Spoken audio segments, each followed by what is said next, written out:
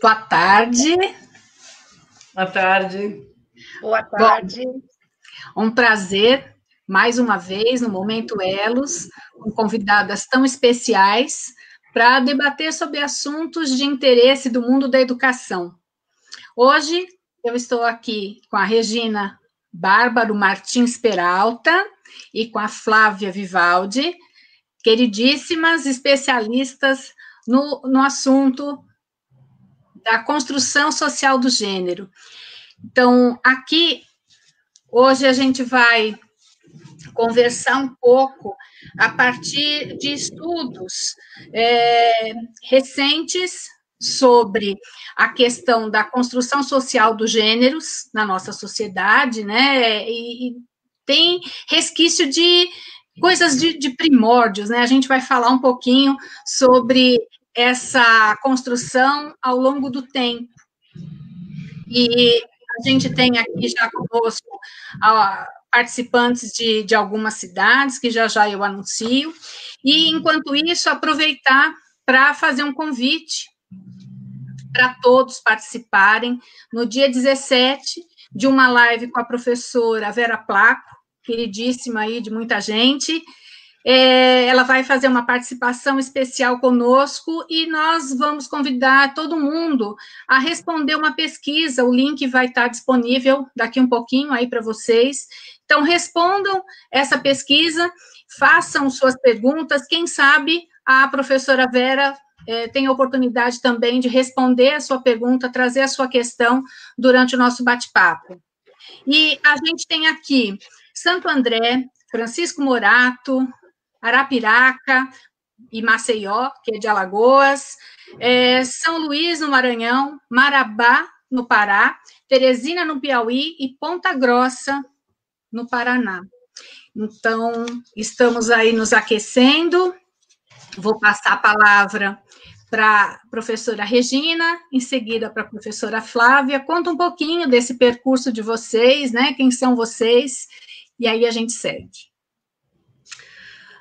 Sou a Regina, né? Um monte de gente daqui dessa live hoje vai me lembrar de mim, que são os meus cursistas, meus parceiros de Marabá, Quirás, Teresina e tudo mais, e entre tantas redes que a gente já atendeu.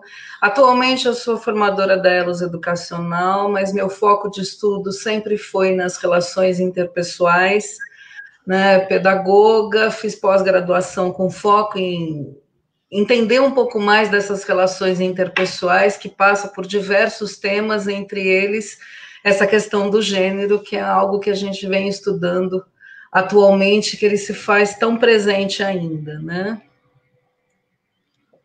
Bom, eu sou Flávia, sou de Poços de Caldas, trabalho com educação a minha vida toda, né? Sempre trabalhei em escola, tanto pública como particular, e claro que quem trabalha com educação não pode jamais parar de estudar, né? Então, ao longo da minha trajetória nas escolas, e justamente pela dificuldade de trabalhar com temas sobre as relações interpessoais, sobre os valores, eu também busquei aprofundamento nos estudos. Então, assim, meu mestrado e doutorado eu fiz nessa área, né, buscando conhecer o desenvolvimento humano como um todo, mas, sobretudo, a dimensão da moralidade.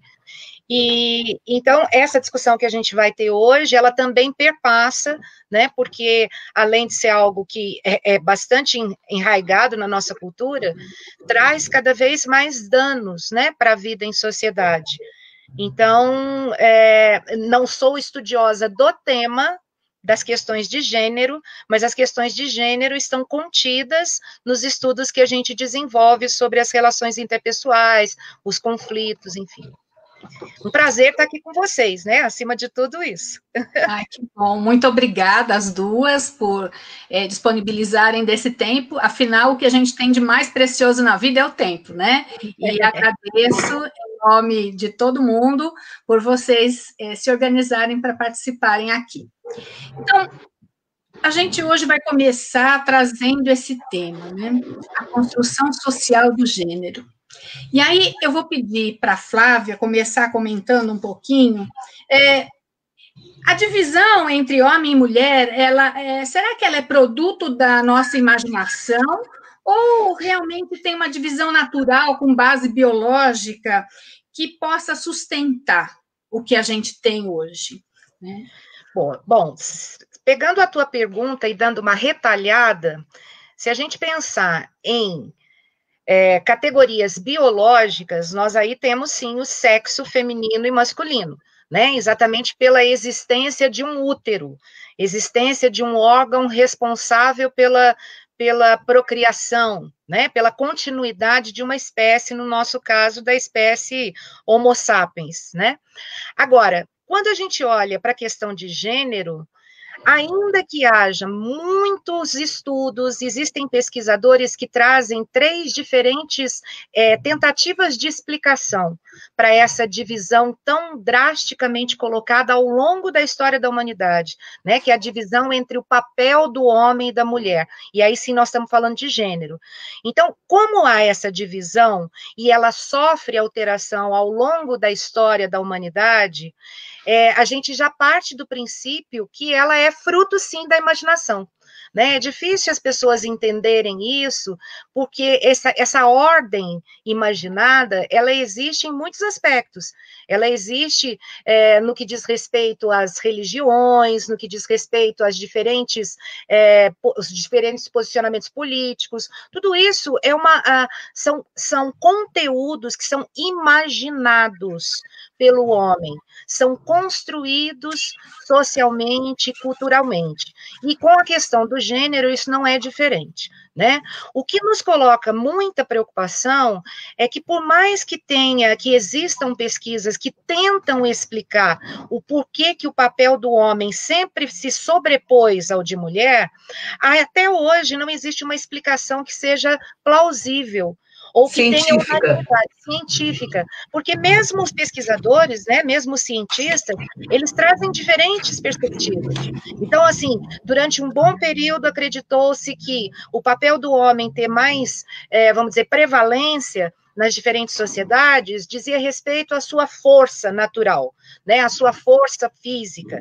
Mas aí outros argumentos derrubam, porque quando você olha a abrangência do sentido de força, há também comprovações científicas de que a mulher é muito mais resistente do ponto de vista da fome, de infecções, de fadiga, né? Então, quer dizer, esse argumento acaba derrubando a hipótese da força.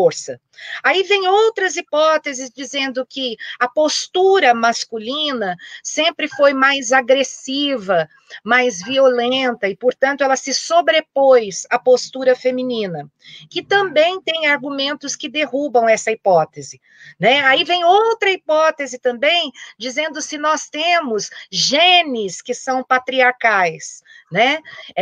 Que isso foi assim, à medida que o homem foi prevalecendo nesse papel da masculinidade muito mais de poder do que da mulher, isso foi passando para o nosso genótipo. Também são hipóteses questionáveis, né? Quer dizer, então não existe uma unanimidade científica para explicar. A única certeza que a gente tem é que desde os nossos ancestrais, essa divisão entre primeiro o sexo biológico e depois, quase que concomitante, os papéis sociais, ela sempre existiu e com uma predominância de dar mais poder, investir mais poder, né, mais importância à masculinidade do que à feminilidade, né? E pode falar, Regina, vamos lá. Não, só complementando, né? O que a gente tem de científico, de comprovado, tal, é essa questão que ela colocou. O sexo é biológico, o gênero é social, é cultural. Portanto, se ele é social, ele é cultural, ele é construído. E a maneira com que ele foi sendo construído é que ocasionou essas distorções que a gente vive até hoje. Sim. Há uma aceitação, né, quase que tácita ao longo da história da humanidade de que aquilo que foi inventado, que foi construído, é legítimo. Agora, o que nos coloca mais incômodo é a perpetuação dessa ideia, ainda que ela sofra diferentes mudanças, e mudanças importantes, né, porque a gente não pode negar que, embora haja ainda uma diferença entre esses papéis sociais, masculino e feminino, nós mulheres, né, o feminino conquistou muitos espaços que, se a gente olhar para um passado remoto, nós não tínhamos. Então, é óbvio que há alteração, mas a preponderância dessa diferença sempre favorecer mais o masculino do que o feminino é que é uma permanência, né, uma perpetuação que a gente fala, mas por quê? Se é uma construção social, por que a gente ainda mantém isso, né?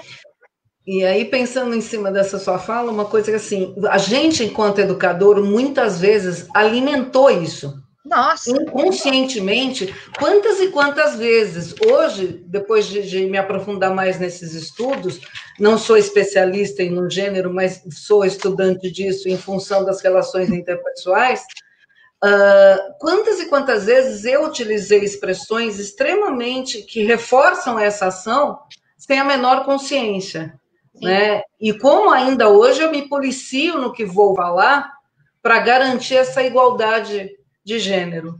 Sim, né? E é algo assim, veja, quando eu falei do acordo tácito, é bem isso, né? Se a gente parar para pensar, a discussão sobre esses papéis, nem permissão havia para que ela existisse.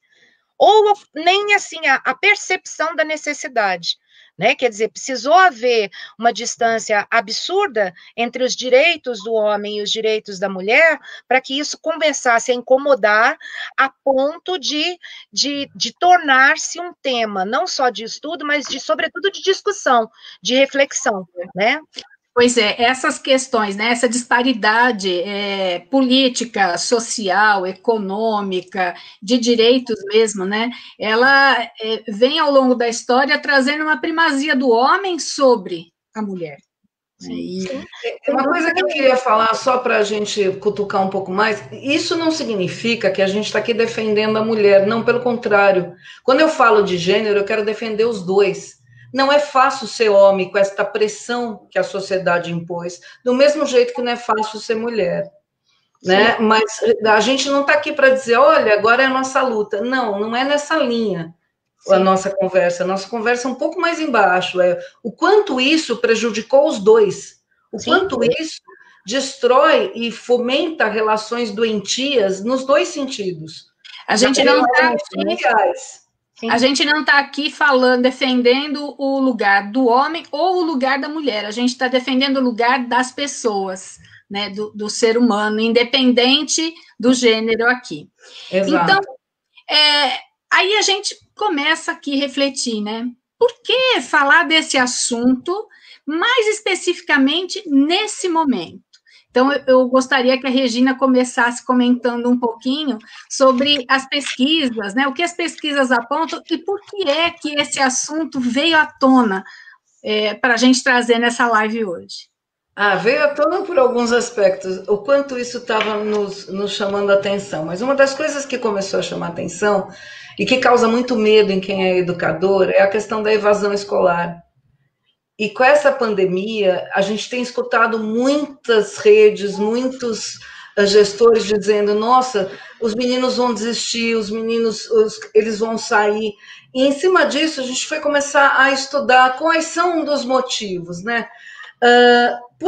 Vamos pensar um pouco aqui, fazer uma reflexão coletiva sobre a pressão que esses jovens estão tendo em casa, principalmente esses do Fundo 2 e médio. A gente também vai falar da educação infantil do Fundo 1, mas do Fundo 2 e médio é o momento das relações sociais estarem afloradas. A gente está no meio de uma pandemia, eles não têm relações sociais. O espaço ideal disso, para eles, é a escola. Se a escola não dá satisfação na aprendizagem, se a escola não os motiva na aprendizagem, na construção das relações sociais, é um espaço garantido que eles perderam. Né? Para os homens, pensando em jovens rapazes, eles sempre se agruparam em grandes quantidades, mais que as mulheres. Mulheres têm amigas, homens têm bando. Eles não estão podendo se relacionar em bando, eles estão muito mais solitários. E isso está deixando eles bastante frustrados, inseguros. Mas Imaginem nessa pressão social, que ser homem é o cara forte que dá conta de tudo, ainda viver essa angústia maior que a pandemia está causando em todo mundo. Por outro lado, qual é atualmente, do ponto de vista social, o grande caminho das meninas, das mulheres, para conseguir acesso a uma qualidade de vida melhor? É o estudo.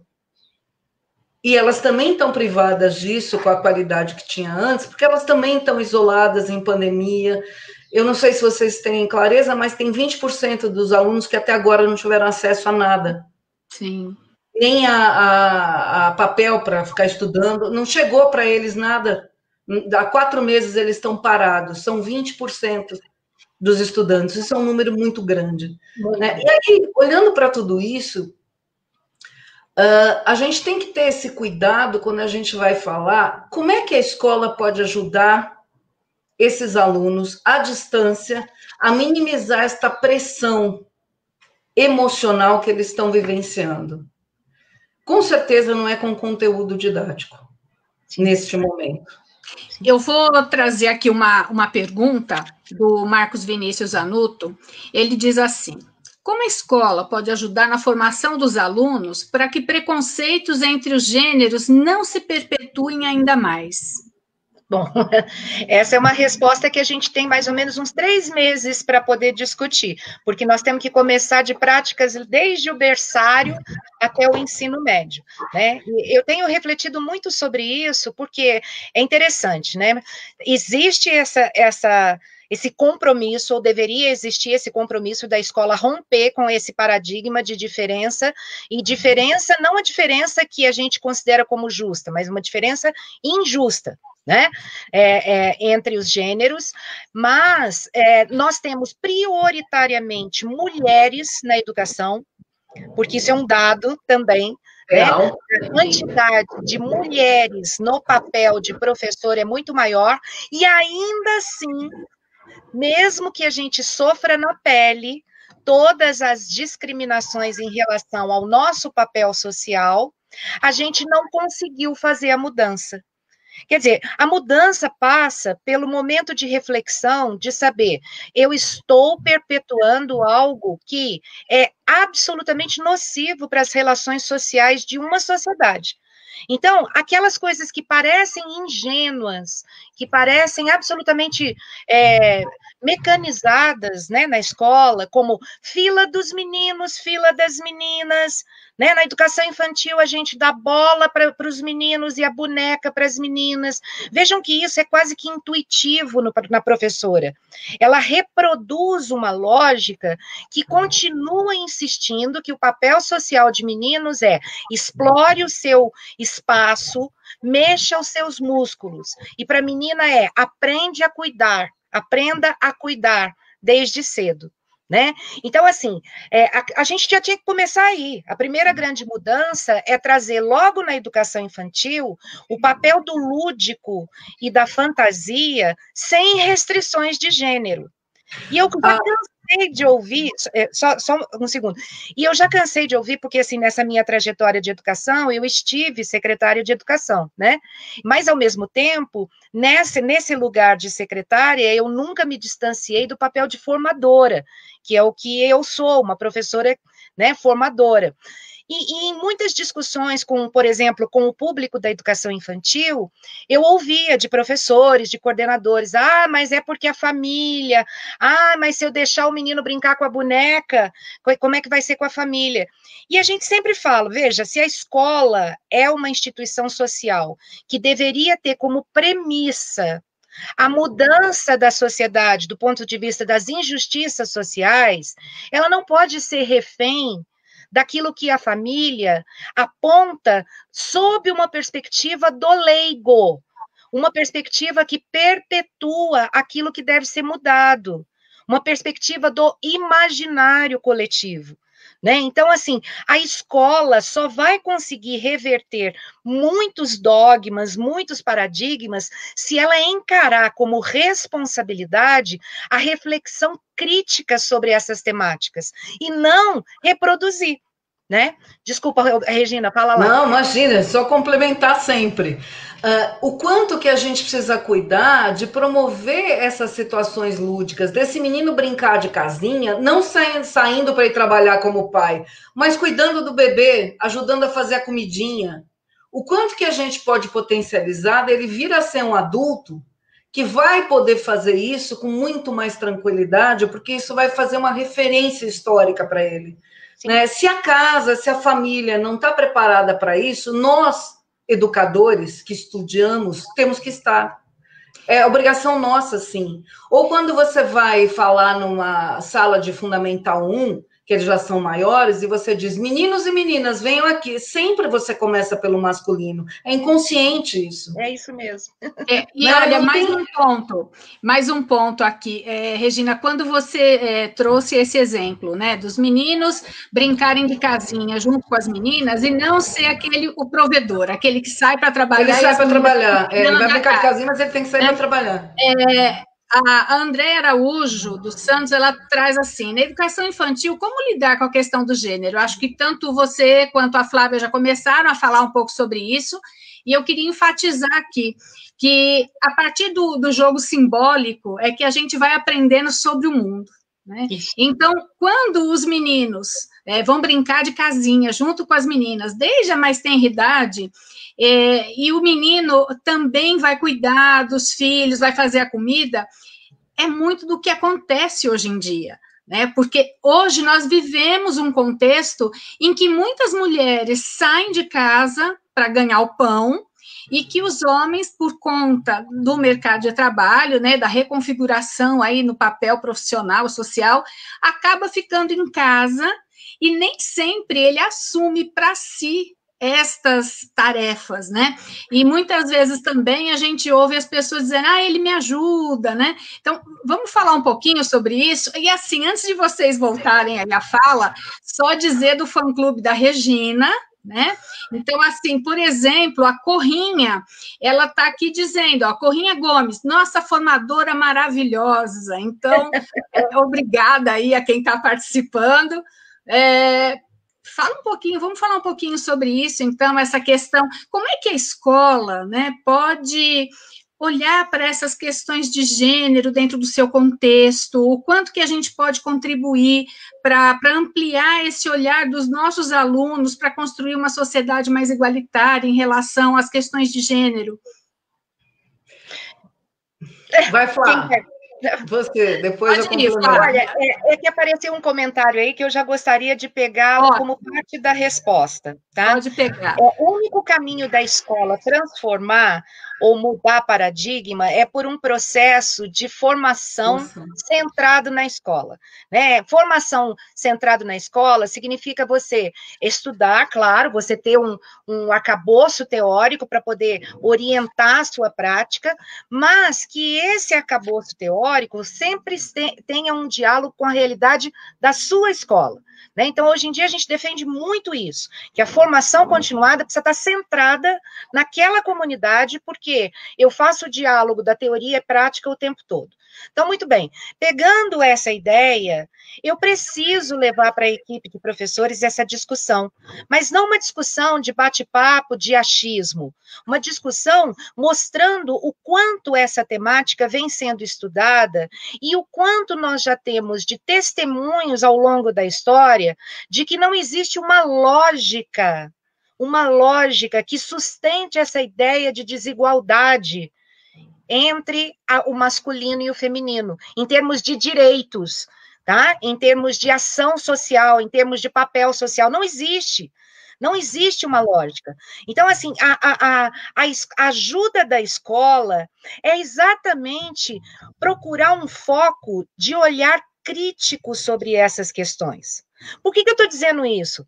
Porque naquelas atitudes ingênuas da gente fazer os nossos cantinhos na educação infantil, oferecer as fantasias diversas para as crianças, não raro acontece da professora dizer, não, essa roupinha que você pôs é de menina.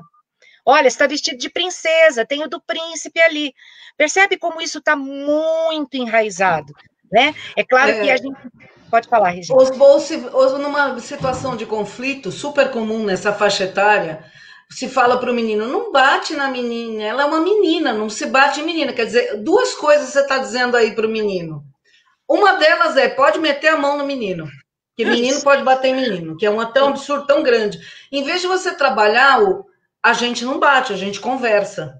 Independente se é menino ou menina, mas a gente acaba ouvindo isso tantas vezes pelo pessoal que está no recreio acompanhando as crianças, né? O pessoal de apoio das escolas que solta coisas do tipo, não bate, ela é uma princesa, ou Sim. desce da árvore, isso é coisa de menino, né? Para uma menina que está subindo na árvore. Então, a gente precisa, de fato, ir atrás de formar esses agentes que atuam na escola e que atendem a nossa comunidade. Sim. Porque é por aí que a gente transforma. Não tenha dúvida. E olha, eu quero que fique muito claro que os exemplos que a gente está dando aqui, muito voltados para os menores, isso acontece também nos segmentos mais avançados. Sim, né? Sim. Claro que às vezes é de uma forma mais velada, né? Mas, assim, existe, por exemplo, quantas e quantas vezes nós tivemos conhecimento de casos em que, sei lá, um menino passou a mão na menina na hora do recreio, e aí na hora de fazer a intervenção, a pessoa, né, o adulto da relação, chama a atenção da roupa da menina, né? Então, olha, mas também com a roupa que você vem, como se fosse possível. Ou seja, do que nós estamos falando? Nós, que somos educadores, muitas vezes a gente trabalha com as questões dos valores que devem ser universalizáveis, separando-os em contextos em que eles devem estar presentes ou não. Então, quando eu falo que a mulher tem que cuidar das suas roupas para ser respeitada, eu estou deslocando o respeito para a roupa e não para o ser humano mulher. Não é? Então, quando eu falo, como a Regina falou, não bate na menina, ou não se bate nas meninas, eu também estou deslocando o respeito para uma ideia de gênero. E respeito é um valor universalizável. Né? Então, assim, talvez, e aí é uma hipótese, que a gente tem defendido muito, inclusive, que nesse processo de formação dos educadores, a gente inclua esse conteúdo da dimensão moral, né, de você conhecer como é que se dá a formação de valores. Porque se nós ultrapassamos tantos milhares de anos ainda nessa ideia de diferença de poder entre homem e mulher, significa que nós falhamos ao longo do tempo em dimensionar que alguns valores, como a justiça, não tem que ser diferentes pela categoria biológica. Eles precisam ser garantidos na categoria biológica e de gênero. Né? A justiça é Quando eu tenho salários diferenciados, salário de mulher e salário de homem, significa que a justiça está sendo deslocada pelo gênero. Isso não existe. E aqui eu vou mais...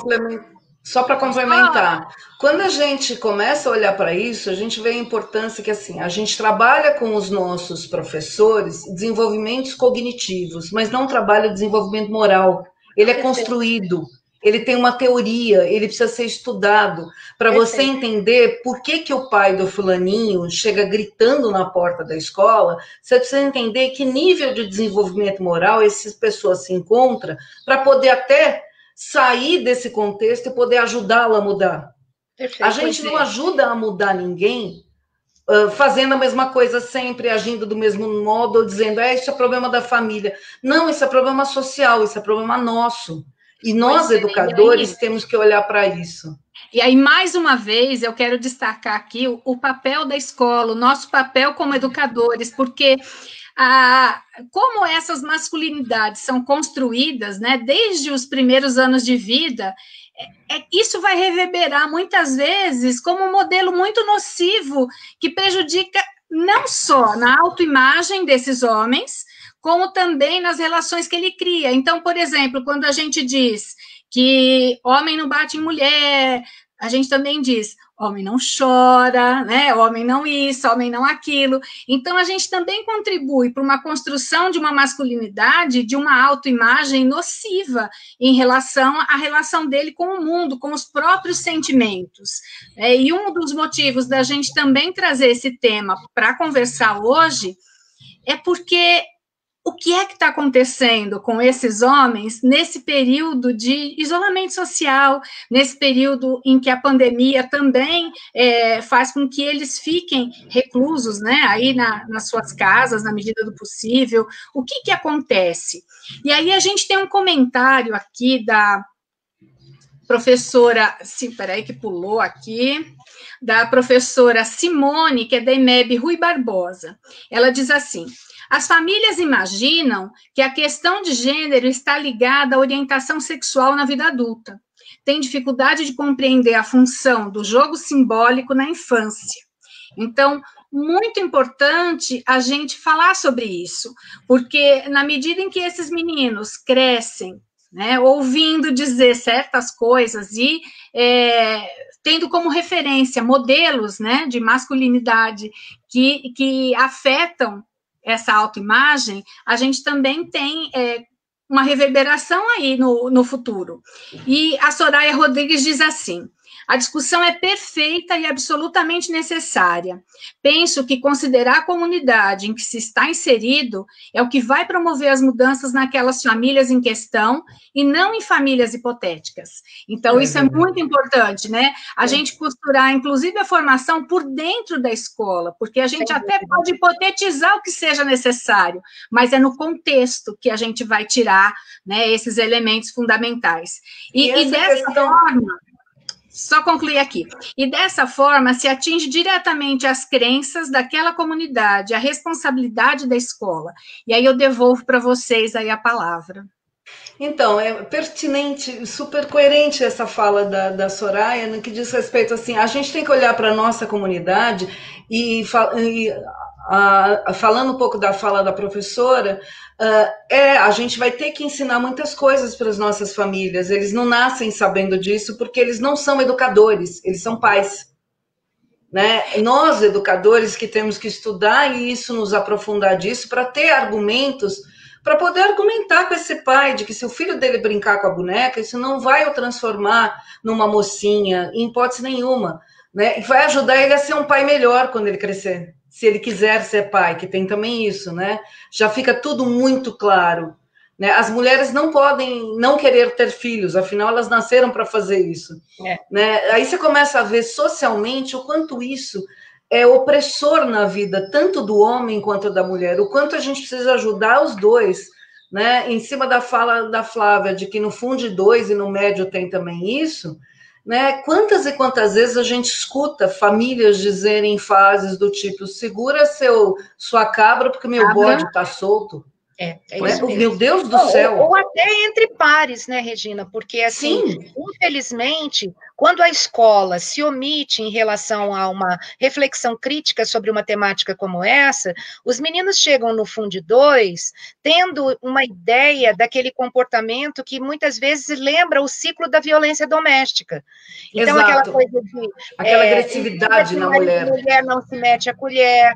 E aí mais uma série de outras crenças que são perpetuadas. Por quê? Porque não houve espaço. Não houve espaço para pensar.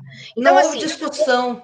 Não houve discussão. O que me incomoda muito é que eu acho que está muito claro para a escola que ela precisa se responsabilizar pela parte que lhe cabe de romper com essa ideia que já se perpetua há milhares de anos.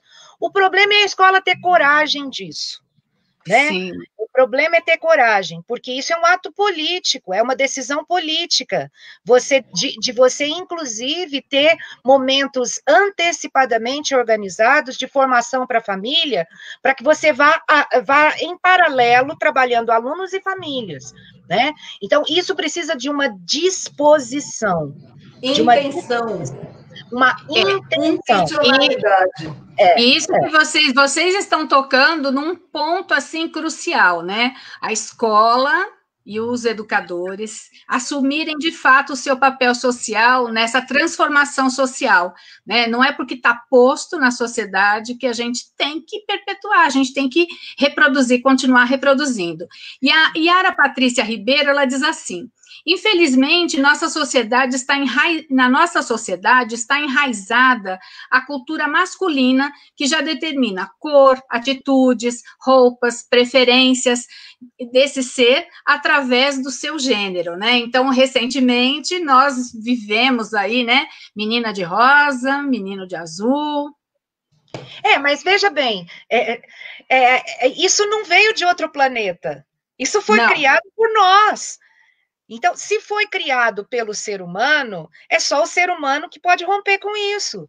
E o ser humano mais qualificado para romper com essa lógica é quem trabalha com educação, porque senão a gente fica num discurso de que não tem solução. Né? Quando a gente fala de uma formação centrada na escola, é uma formação que dê condições do professor saber, inclusive, quais boas perguntas ele pode se utilizar nas diferentes idades para provocar reflexão sobre uma prática que envolva essa discussão. Então, o meu aluninho pegou o avental, foi cozinhar e pegou o bebê, quais perguntas eu posso trazer para o meu grupo que seriam fundamentais para ele já começar a questionar aquilo que ele ouve, sei lá, dos pais ou dos vizinhos, de que homem não faz isso, homem não faz aquilo, né? E assim sucessivamente em todos os segmentos. Percebe? Pode falar. Desculpa. E a Lilu, que é uma ex-aluna minha do curso de pedagogia, ela traz aqui uma fala que corrobora com isso. Olha, infelizmente, o preconceito de gênero, ele atinge a equipe escolar como um todo.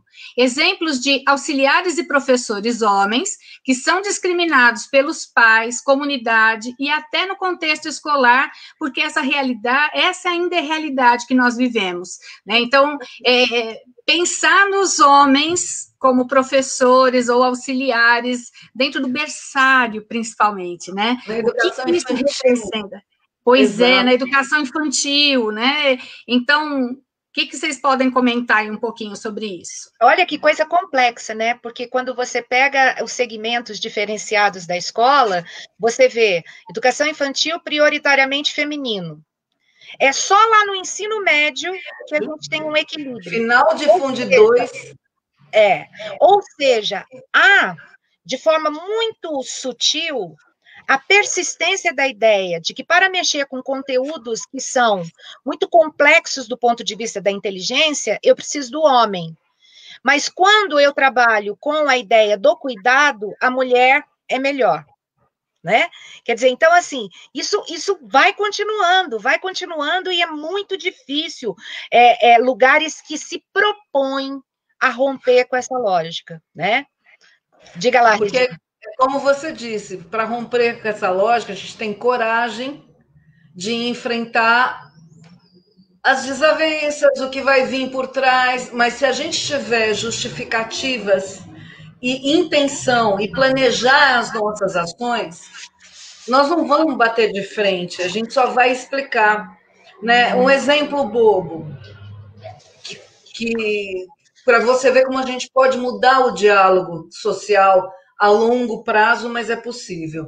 Meu filho nasceu com um problema de hipermetropia e logo começou a usar óculos no início da vida. Ele tinha 1 ano de idade quando ele usou óculos e usa até hoje. Quando ele tinha uns 6, 7 anos, nós fomos num lugar, numa casa de idosos, fazer uma visita, e um idoso parou do lado dele e falou: "E aí, 4 olho?" Ele ficou olhando para o idoso, porque essa é uma linguagem super comum de uma geração lá atrás, né? Quem usa óculos é 4 olhos. Ele ficou olhando para o homem e virou para ele e falou assim: "Não, isso aqui não é olho, isso é óculos, é um vidro, o olho está aqui." Percebe que, como não era da cultura dele, nunca ele ouviu esse tipo de comentário pejorativo, um defeito, né, dele, ser usuário de óculos. Para ele, isso não fez o sentido que fez quem falou. Né? Não foi ofensivo. Quem falou. Né? Que é a linguagem de um senhor de idade e tudo mais. Enfim, o que eu quero dizer, a gente muda a sociedade nas pequenas coisas. Sim. Ninguém mais fala 4 olhos, né? Não existe mais isso, e isso antes era forte, as pessoas não queriam usar óculos porque iam servir de alvo de chacota, preferiam não enxergar do que usar óculos. Regina, você está trazendo uma dimensão importante para a nossa discussão, que é para eu transformar a dinâmica da minha escola em relação a essa temática, eu tenho que passar por uma transformação que é pessoal. Exato. Né? Eu tenho que refinar aquilo que eu pensava, o que eu digo. Isso, as minhas crenças. Infelizmente, a educação escolar, ela ainda é movida por muitas crenças, né? Então, e agora, mais do que nunca, a gente percebe o quanto é necessário você defender a educação como uma ciência. Então, para eu trabalhar na escola essas questões, eu tenho que trazer, por exemplo, quais são as hipóteses científicas que existem sobre essa discussão. Por quê? Porque na cabeça das crianças, ou sempre foi assim, ou Deus quis, e aí você vai pegar na filosofia, alguns filósofos endossam, né, essa visão divina de que o papel da mulher tem que ser esse, do homem tem que ser daquele, e ninguém discute cientificamente a questão, né? Pelo menos nas séries iniciais. Começa a fazer sentido essa discussão lá no médio, quando as meninas começam a se sentir muito prejudicadas por determinadas situações, né? Exato. Então, é tardio às vezes, é tardio, né? Olha o tempo de escolaridade que a gente perdeu para fazer com que essa menina não precise no ensino médio se posicionar.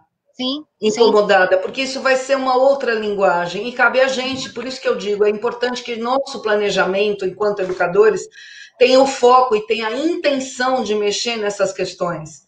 Como, por exemplo, pensar, planejar uma aula em que você pede para os meninos de 3º e 4º ano da Fundamental 1 fazerem uma lista do que homem faz, do que mulher faz. E confrontar essas duas listas. Olha que coisa mais simples, mas olha a riqueza que isso traz. Sim, quando você olhar do ponto de vista de uma menina, do ponto de vista de um menino. E cruzem, veja o que tem de comum nos dois e o que tem de diferente. Isso. Olha, eu vou... Uma sequência didática, para quem quiser. Eu quero trazer aqui alguns comentários que agora está bombando aqui, né? A gente está mexendo, acho que num vespeiro, e isso que é bom. Então, a gente falou para fazer isso. A Silvana Regis Galvão Martins, ela diz assim: a escola precisa de um projeto político pautado na igualdade de gêneros e sexualidade, estabelecida por meio de práticas, aprendizagens e experiências. A Aline, minha ex-aluna, ela volta e diz assim: em todo momento, como professores, devemos quebrar paradigmas, constantemente, nas brincadeiras e outras linguagens. Devemos sempre ensinar e propiciar às crianças novos saberes em relação a gênero e quebrar preconceitos que, inúmeras vezes, as crianças da educação infantil trazem de suas vivências fora do ambiente escolar. E a Carla Andréa Gonzalez diz assim: fico me indagando em relação ao tema. Vocês... contrataria um homem para assumir a ocupação profissional em sua casa, como babá do seu bebê? E então, aqui, vamos falar um pouquinho sobre isso, então? Olha que legal, mas eu adorei essa colocação, porque, de fato, é a mesma coisa da discussão do racismo, né? Aquele que fala assim, imagina se eu sou racista, eu até tenho amigo negro. Né? Então, é bem isso. Eu até tenho um amigo negro, então eu até já namorei uma pessoa negra, né? É a mesma coisa. Você contrataria alguém para sua casa, parará, parará? Quer dizer, vejam como culturalmente já está assim, essa ideia é meio que inconcebível. Né? Inconcebível, porque isso está incrustado. O problema é a gente não problematizar. Então, quando alguém disse aí sobre a importância do PPP, do Projeto Político Pedagógico, a gente tem defendido um outro ingrediente que não se distancia do Projeto Político Pedagógico, mas eu tenho defendido muito a perspectiva de que, quando você fala Projeto Político Pedagógico, existe uma dimensão dos 3 P's que é absolutamente relegada a segundo plano na escola, que é o segundo P, a dimensão do político. E todas essas discussões que nós estamos fazendo desde o início da nossa live, elas permeiam a dimensão do político. Quer dizer, os nossos projetos políticos pedagógicos só olham o pedagógico. Então, o que a gente defende? Que o plano de convivência, ele preencha o segundo P. Eu preciso planejar a minha convivência contemplando temáticas dessa natureza. para inclusive contribuir, sobretudo, com a formação interna, ou seja, dos adultos da escola. Porque vai ser muito mais fácil a gente colher frutos rápidos das crianças do que dos adultos que já estão cristalizados numa ideia. Não é? Então, assim, é olhar para a convivência como algo grande, mas absolutamente necessário para qualificar o ambiente da escola, para que ele se torne favorável para a construção do conhecimento. Né? Até porque as relações se reproduzem, né, Flávia? E claro, se a gente não romper com paradigmas desses adultos, né, a gente não vai estar mudando quase nada. Exatamente. Queria só responder a pergunta se eu contrataria um babá homem. Se eu tivesse dinheiro para contratar uma babá, que eu acho que eu nunca tive, mas meus filhos sempre foram para a escola e ficaram vários períodos lá dentro. Mas, enfim, quando a gente pensa assim, a gente está pensando pela lógica que a gente foi criado, pela nossa cultura. Por quê? Eu vou contratar uma pessoa pela competência dela no que eu preciso. Eu não quero saber se ela é branca, preta, homem ou mulher. Eu preciso da competência dela. Quando a gente começar a pensar nisso, o que ela fornece como babá, independente se é um homem ou uma mulher, se é branco, preto, índio, seja o que for, né, o humano que for, eu quero saber se ele sabe cuidar de um bebê. Isso. Se ele sabe o horário de fralda, amamentação, todas essas questões que estão em torno da função babá. Né? Do mesmo ponto de vista, se ele vai ser professor de educação infantil, eu quero saber se ele tem competência e conhecimento da faixa etária que ele vai atender, dos conteúdos que ele tem que desenvolver e das habilidades que ele tem que ajudar essas crianças a terem na faixa etária que ele vai atender, independente se ele é homem, mulher, branco ou preto. Quando a gente começa a pensar nessa outra lógica, que a gente vê o quanto ainda a gente tem muito que caminhar, e o quanto o olhar não é, eu contrato um homem dentro da minha casa, eu contrato uma pessoa competente dentro da minha casa para aquilo que eu preciso, ou dentro da escola que eu estou trabalhando, né? Eu preciso desenvolver essa habilidade, esse olhar para a pessoa que eu estou contratando, independente do sexo dela, da cor dela, né? Eu estou lidando com pessoas. A gente precisa aprender a olhar para o que eu quero, em primeiro lugar. Até porque se você colocar como critério a contratação de um profissional, por exemplo, esse, né, para cuidar de uma criança, o sexo, você corre o risco de ser como é que chama?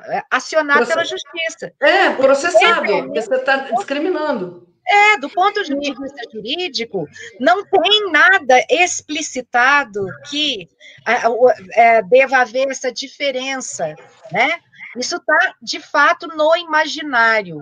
Um dos comentários, sim, um dos comentários que subiu agora há pouco, da Jussara Silva, e a Jussara também, uma ex-aluna minha, ela diz que o preconceito com homens em creches ainda é muito forte. Né? E eu me lembro, sim, quando dava aula no curso de pedagogia, o número de meninos era muito restrito na sala, e muitos dos alunos, eles diziam do temor que eles sentiam por não conseguir nem o estágio, porque quando eles faziam o processo seletivo para um estágio, eles eram rejeitados porque eram homens. Então, realmente, Jussara, esse preconceito, ele ainda existe, e eu acho que a gente está aqui discutindo um pouco, e a gente tem que levar essa reflexão como uma provocação lá para os nossos espaços, sim, de atuação. Então, quais os impactos, né, que uma educação pautada em desigualdade de gênero sobre a identidade dos homens ou das mulheres, mas aqui no caso dos homens, né, como que isso tem impactado a questão dentro da sociedade, como que isso afeta em relação até à cultura de violência entre homens e mulheres, né? Então, a gente está caminhando aqui para o final da nossa live, queria que vocês fizessem, passou muito rápido, né?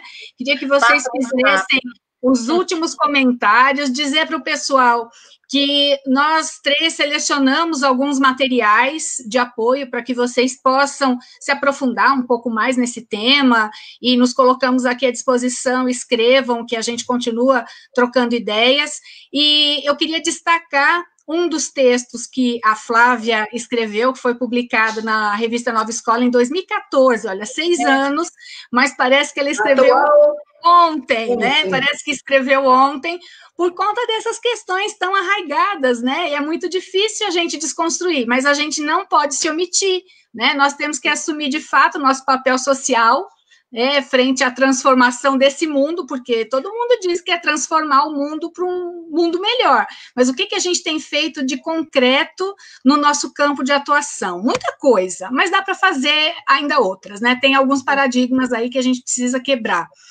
Tem um texto que a Regina escreveu e vai ser publicado na sexta-feira agora, então fiquem atentos aí às nossas postagens nas redes sociais. Regina também pode fazer um comentário. Nós selecionamos um documentário, O Silêncio dos Homens. É um documentário imperdível, gente, e nós também vamos disponibilizar o link para que vocês levem para debater nas escolas, assistam com a família. É um documentário para assistir mais de uma vez. É muito, muito, muito impactante e provocador. A gente termina o documentário e se sente provocada a conversar com alguém sobre tudo aquilo que viu, né? E dois livros que nós selecionamos também, um deles é esse aqui, cadê? É Uma Breve História da Humanidade, Sapiens, que é um best-seller nos últimos tempos, e a Regina selecionou um outro, que é Como se Ensina a Ser Menina, que é da Montserrat Moreno. É um livro do início dos anos 90, final da década de 90, mas também atualíssimo. Super atual. Dá tristeza, né? Dá tristeza, às vezes, da gente ler uma coisa que a gente escreveu há um tempo e fala, nossa, não mudou nada, parece que se eu escrevesse hoje esse texto, serviria. Né? A gente precisa romper com esse ciclo vicioso, né? A gente precisa romper com isso. Adriana, pensando um pouco na última questão que você trouxe, para a gente já ir se despedindo, eu queria, assim, apontar que nesse momento em que nós estamos com as nossas relações sociais totalmente comprometidas, e aí vou um pouco na direção do que a Regina trouxe logo no comecinho, dar continuidade a esses estereótipos, causar sofrimento para ambos os sexos, tá? Sim. Porque se eu sou homem, eu não posso expressar o que eu estou sentindo em termos de sofrimento. Ou quando eu expresso de forma violenta. Por quê? Porque outras formas não me foram permitidas. Porque imagina dizer, eu estou muito triste, hoje eu estou melancólico, ou então chorar. Né? Em alguns lugares isso não é permitido. Então, olha o quanto isso prejudica a saúde mental do homem. E as mulheres, eu não preciso ficar elencando quais os outros prejuízos, né? Então, nesse momento, por exemplo, de pandemia, as mulheres estão muito mais sobrecarregadas do que os homens, né? Por quê? Porque ainda tem aquela lógica de que o marido ajuda. Não, quem convive na mesma casa compartilha a responsabilidade. Tem essa de ajuda. Né? Não tem essa de ajuda, mas a gente alimenta essa ideia, né? A gente alimenta de que por ser homem ele está ajudando, ele está fazendo um favorzão. Então, assim, quanta coisa também está sendo possível da gente refletir com mais aprofundamento, exatamente por esse momento atípico que nós estamos vivendo. Aproveitar isso, né, para a gente ressignificar algumas ideias que são nossas. A transformação pessoal é necessária para que a transformação do coletivo aconteça. Pois é, a gente foi conversando aí ao longo desses dias e a gente foi se pegando em algumas ações também da nossa parte, né, que reforçam esse comportamento, né, esse pensamento aí da sociedade. Eu vou ler mais aqui 2 comentários, os 2 últimos comentários, agradeço imensamente em nosso nome, pela participação de todo mundo, e uma pena que a gente não consegue ler todos, né, falar sobre todos, mas vamos lá. A Renata Campos, ela diz assim, o mesmo ocorre quando mulheres são minimizadas em determinadas profissões que são culturalmente entendidas como profissões masculinas, né? Então, eu acho que vocês já falaram sobre isso, mas é verdade. Então, quantas vezes a gente hesita se o mecânico for uma mecânica, o eletricista for uma mulher, né? O quanto que a gente fica meio assim, será que sabe fazer isso mesmo? O Atlas Lira diz assim, sempre tive experiências com as crianças. Já fui babá e cuidei de meninas na maioria das vezes. Desde a minha formação, nunca vi espaço na área de atuação. É muita coisa e às vezes eu fico desempregado por ser homem. Olha só, a Lides de novo. Olha só, vou ler, vou fazer questão. Momentos elos sempre maravilhosos, muitas aprendizagens sempre. E a Luciana Bárbaro completa. Todos os assuntos abordados dentro dessa temática foram muito bem embasados e formulados. Uma pena que não há tempo para aprofundá-los. Parabéns, Rê, Adriana e Flávia. Vocês são ótimas. Muito obrigada, Luciana. E a gente vai aqui tem mais comentários, mas a gente depois continua conversando nos bate-papos. Vou passar a palavra para a gente ir encerrando. E antes eu quero agradecer aqui a participação das cidades. Espera aí que eu vou voltar para a minha listinha, uma lista grande. Então, nós temos aqui participando conosco Santo André, Francisco Morato, Mogi das Cruzes, São Bernardo do Campo e São Paulo, aqui de São Paulo, Arapiraca e Maceió, Palmeiras dos Índios, Junqueiro, União dos Palmares, Satuba e Cururipe, de Alagoas, São Luís, no Maranhão, Marabá e Marituba, do Pará, Teresina e Santa Filomena, do Piauí, Ponta Grossa e Cascavel, do Pará, Aquirás, Juazeiro do Norte, no Ceará, Cabo de Santo Agostinho, em Pernambuco, Niquelândia, em Goiás, e Porto Velho, em Rondônia, desculpa. É muita gente de muitos lugares, e a gente fica muito satisfeito em saber que tanta gente aí acompanhou, e com certeza vai se sentir provocado a levar essa discussão adiante. Vou passar a palavra para vocês irem se despedindo e vou fazer depois o encerramento. Vai lá, Regina. Vai, Regina, começa. Pela escola, passam todas as ideias de uma sociedade, gente. Então, cabe a nós, educadores, dar a essas meninas a oportunidade de afirmar o seu feminismo, de decidir suas escolhas e garantir seus direitos.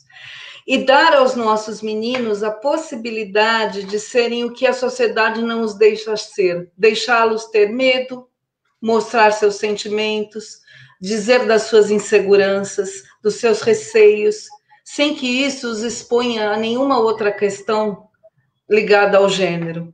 Precisamos oportunizar que eles construam juntos uma sociedade mais justa e igualitária, e o espaço é na escola.